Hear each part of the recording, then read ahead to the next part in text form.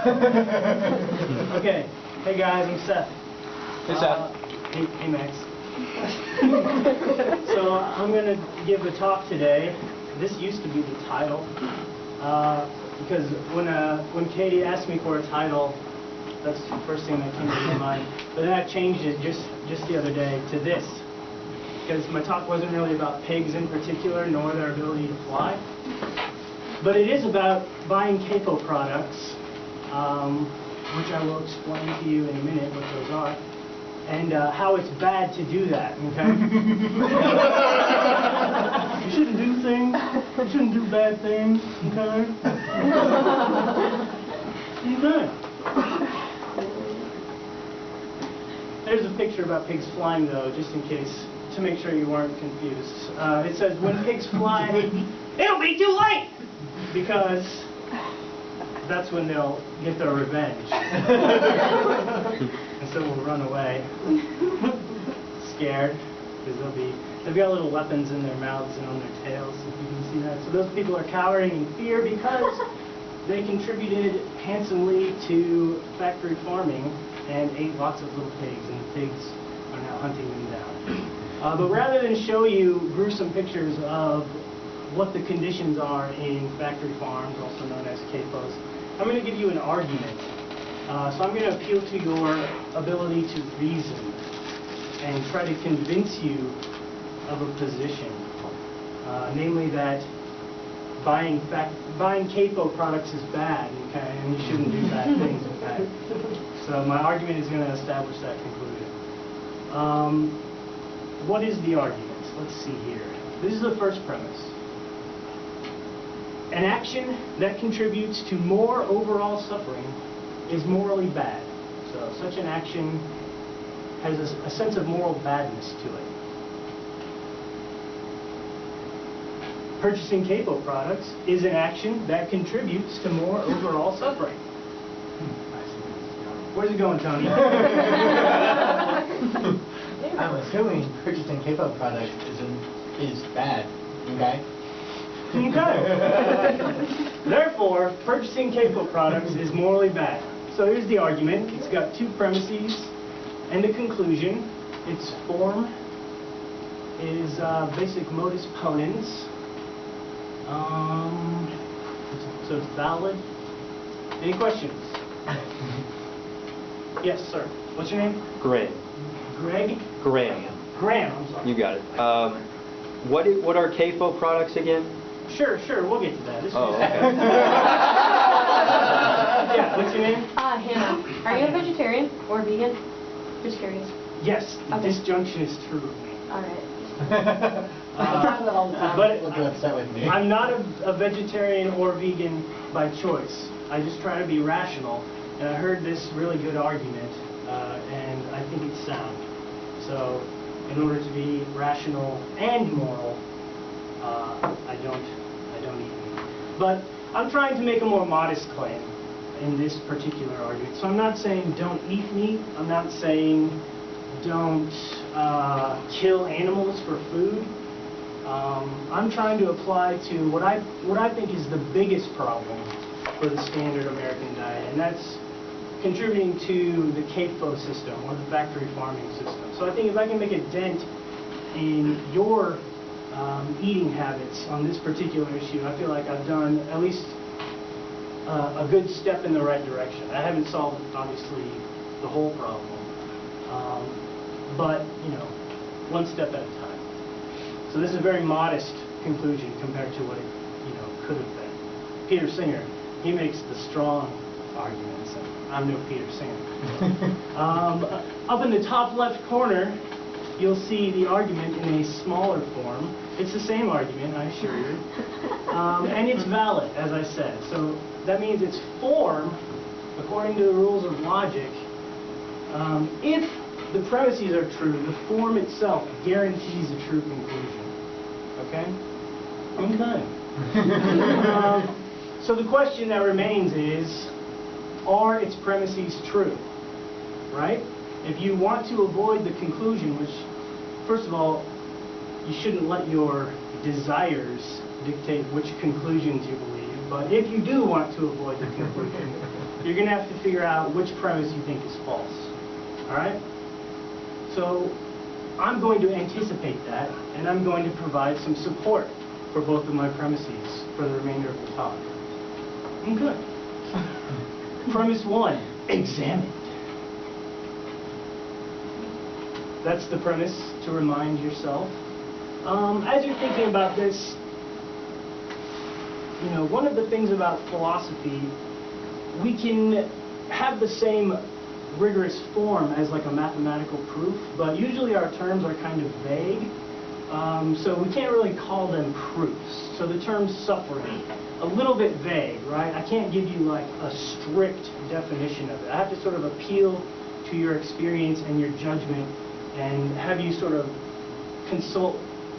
introspect on your own concept of suffering. I think you probably have one very similar to mine, just to get that out of the way.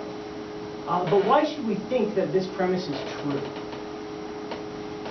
Anyone want to jump in? Anyone have a reason to think it's true?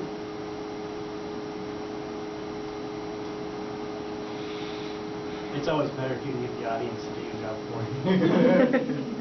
So, because a given situation, the negatives outweigh the positives, therefore it is a overall negative, and it's not a net loss. So there's something about suffering that seems negative. In particular, there's something about suffering that seems negative in a moral evaluation, right? So I'm definitely going to be sort of appealing to that intuition or judgment that I think you guys probably share. And I'm just going to twist it a little bit. So it's based on this concept of morality, like you said. The concept of morality itself, hopefully, is going to commit us to saying something about suffering, being bad. So here's a little baby considering the concept of morality. She's doing philosophy. Babies are the best philosophers, and dinosaurs, although they only have one concept, but they're very good at analyzing it.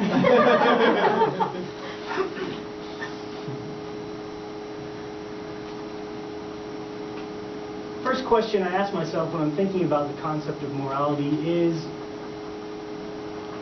what are the beings that matter when I'm making a moral decision, or when I'm reasoning about what decision to make? Is it just me, the decision maker?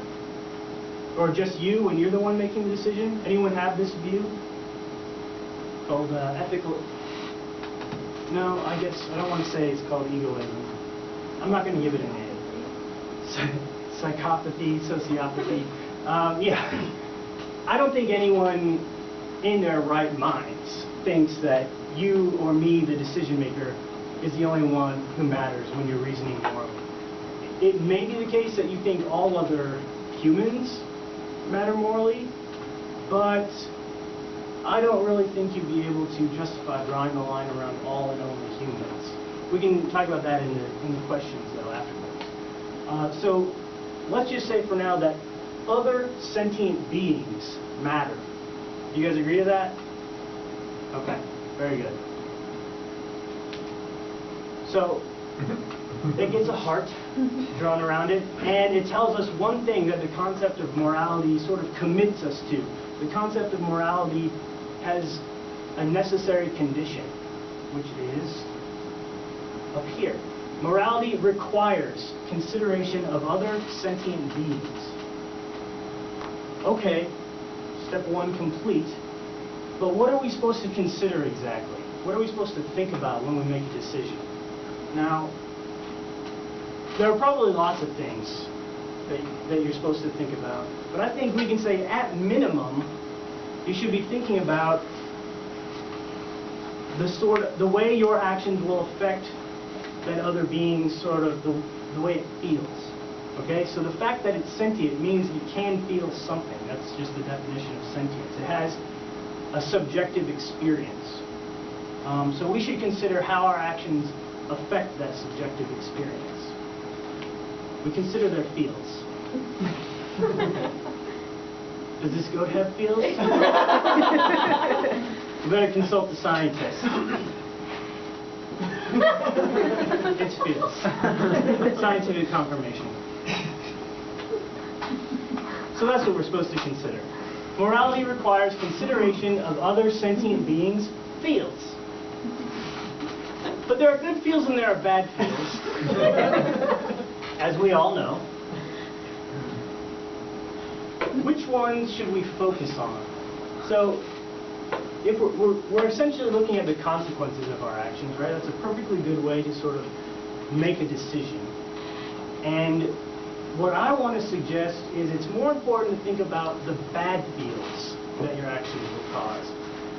In particular, you want to minimize those. And it's part of a long tradition in philosophy going back to an old Greek guy. What was his name? It wasn't Socrates or Plato. I'm not being facetious right now or whatever. I can't remember his name. Starts with an E.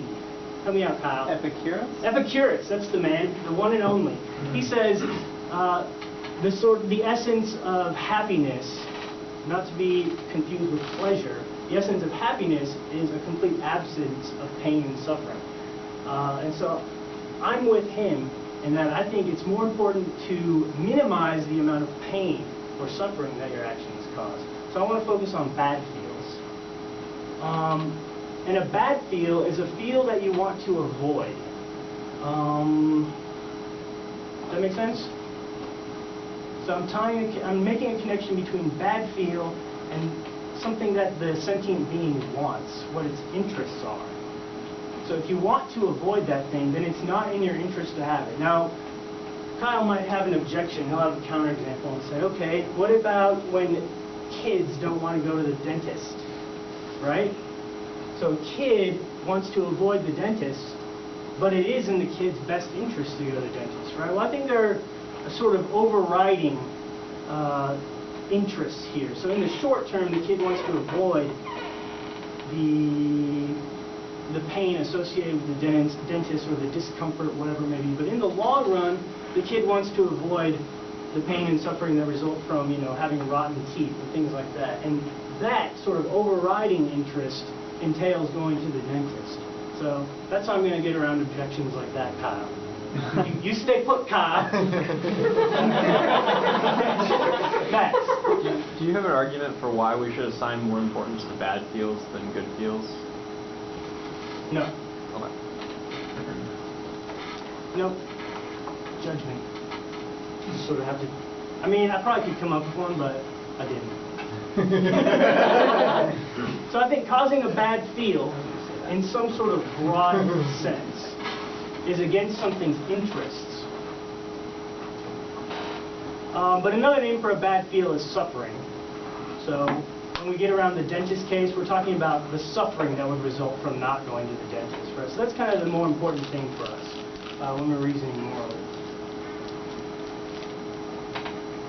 All right, so let's start putting together the stuff we've done. We've just done a little conceptual analysis. The resulting suffering of others has some influence on the moral value of our actions. We analyze the concept of morality, and sort of step by step, if you kind of agree to me that maybe at least minimally, maybe maximizing good feels is really important, but I want to focus on minimizing bad feels. And I think everyone will agree that that's also important, right?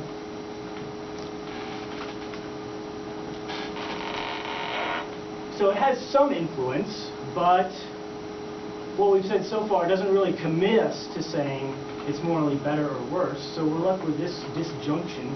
Either more suffering is morally better, or more suffering is morally worse. And I think it should just be common sense that it's morally worse. Anyone disagree with that? Okay. And if you were to disagree with it, I would just sort of ask you to honestly reflect on that judgment and see if you can sustain it for any serious amount of time. I don't think you could. You're not psychopaths, except for maybe Tony. Oops, what happened? Oh, there we go. So, we're just putting things together from our conceptual analysis. If something is morally worse than the alternatives, then an action that contributes to the overall presence of that thing is morally bad. Just sort of generalizing from our conceptual analysis. More suffering is morally worse than less suffering. We just agreed to that. Therefore, an action that contributes to more overall suffering is morally bad. So that just follows from those two premises. But that's just premise one. the conclusion of that argument is premise 1. So I just gave pretty good support to premise 1. It's a check mark. It's a little red tick. Any questions so far? Am I going too fast? Am I going too fast? Am I going too fast? Am I going too fast? Okay. So like Ian Malcolm from Jurassic Park. Anyone see that in 3D yet? No, but I think it would be cool. It's cool. Is it? You could say it's cool. Did they add like a whole nother depth to the scene? Like the dimension? Yeah, it's in like a new dimension, man. I mean, I guess Avatar was the best at adding the depth to the scene, not just like making things pop out at you, I thought. Does it do that? I didn't see Avatar in 3D. Oh. Yeah. Shoot. No loss. Sorry, man. Any questions not about Jurassic Park? Tony? Shouldn't we just use gold stars instead of check marks?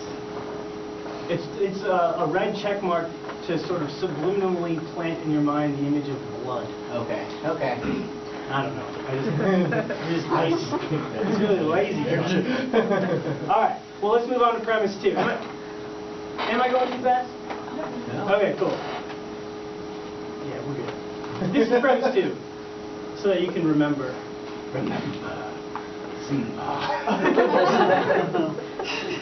Purchasing CAFO products is an action that contributes to more overall suffering. Normally when I present this argument or one of its variations to people who sort of come in wanting to not be convinced, this is what they'll pick on. It usually has something to do with saying animals can't really suffer in morally important ways, something like that. So that's what I'm going to focus on in my defense. But first, Gollum wants to know, what is CAFO, Precious? Gollum, what is CAFO? Factory Farms is, Precious. Okay. It stands for Concentrated Animal Feeding Operation. Concentrated Animal Feeding Operation. What does that mean? Phase 1. Here's how you run a successful CAFO. Phase 1. Cram as many animals as you can into an enclosed space. Phase 2. Feed them so they grow. Phase 4. Profit. Damn it. Jarvis, that should say non-human animals. Sorry, sir. I'll get right on top of that. Thank you, Jarvis. Jarvis, help me. Gollum likes this explanation of CAFO, so we're totally clear. Any questions on CAFOs, on what they involve? All right. But I'm going to assume you've seen the gory pictures that, bleeding heart liberals and vegan, animal rights, animal welfare activists try to pass out on speaker circle. Maybe you sort of glanced on them and, I'm going to ignore you. Or maybe you got mad at them for trying to appeal to your emotions instead of reasoning with you, right? So I'm not going to show you those pictures. I'm trying to show you respect as a rational agent. I'm not going to try to pull on your heartstrings. However, in addition to serving sort of an emotional appeal, those pictures do sort of constitute evidence in a way. I'm not going to show them, I really won't. But they are sort of evidence, so that's why I was kind of torn about whether I should include them or not. If you really want pictures, we'll get to that. So, who has not seen what it looks like inside a factory farm? Okay, good. Can we agree to this? If the CAFO'd animals are capable of suffering, then they do suffer from the CAFOs. Does that sound reasonable? Okay. I'm seeing head nods. Yes. But it definitely doesn't look like that, right? Inside a CAFO. This is like maybe a naive view of what life on the farm is. And that's sort of the result of propaganda from the factory farming industry. They put that on like their milk container or their meat container, but that's not what it looks like. You want to take everything pleasant here, remove it, shrink the space that the cows are in, multiply the number of cows by several hundred, stand them in their own shit up to their knees, for reals, and give them open wounds, and you have a CAFO. So mental picture. Kind of dividing line. Kind of close there to tell them a lie, but anyway. Can they suffer? That's the question. We agreed to the conditional if they can, then they do. So we want to figure out if they can. I'm going to try to appeal to, the best scientific evidence that I could find and sort of my own reasoning applied to it. And the best scientific evidence I could find, yesterday when I made this, was Wikipedia and a couple of its sources that it cited me to. And I know we do have a couple biologists here, a doctor, so feel free to jump in here if I say something wrong. I really would like to know if I'm wrong. But it looks like scientists are in agreement that in order to suffer, you got to have the right circuitry. So your neurons have to be put together in the right way. You have to have the right nervous system connected to your body and your brain. You got to have the cingulate cortex. It's this guy right here. It's sort of below the upper part of the brain that's responsible for like mathematics and all that good stuff. And it's also like it's on the interior of the brain too. So this is just a two-dimensional picture. If we had, the 3D version, we would maybe see that it's more inside than it looks just from this glance. And the amygdala is responsible for the sort of negative emotional experiences we associate with suffering.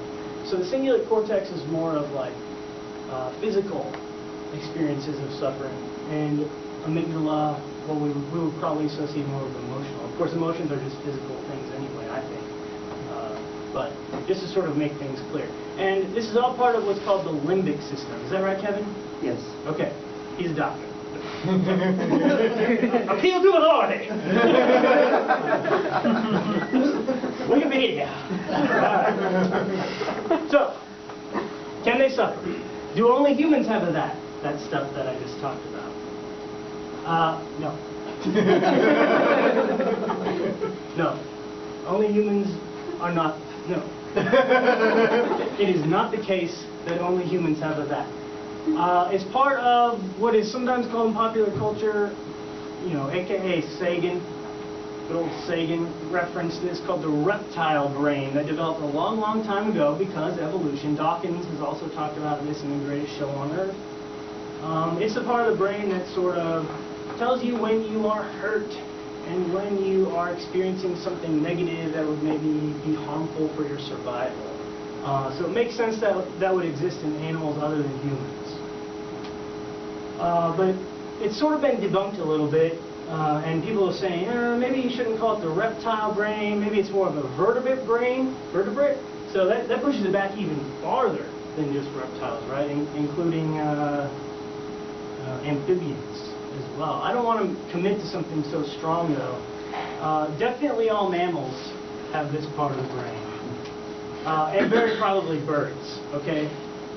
Why is that?